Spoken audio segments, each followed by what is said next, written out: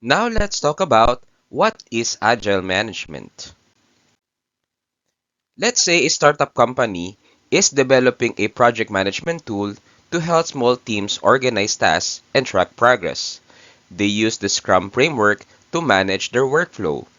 In their sprint planning, the team selects the features from the product backlog, which is to improve the user interface and add new task management capabilities. They included features such as task prioritization, due dates, and team collaboration. Then during the sprint, the team holds daily stand-up meetings. A developer may complete the code for task prioritization but needs assistance to integrate it with the user interface.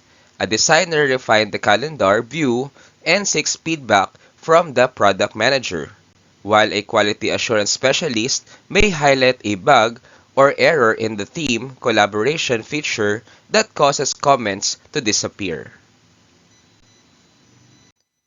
Then during the sprint review, there is another meeting with the stakeholders, product owner, and few potential customers.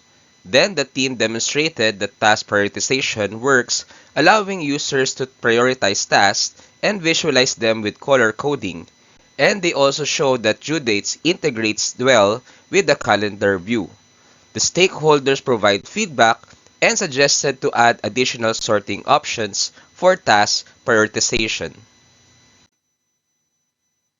Then, during the sprint retrospective, they discuss what went well and areas for improvement.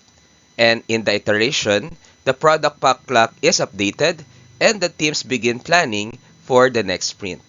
Thank you and happy learning!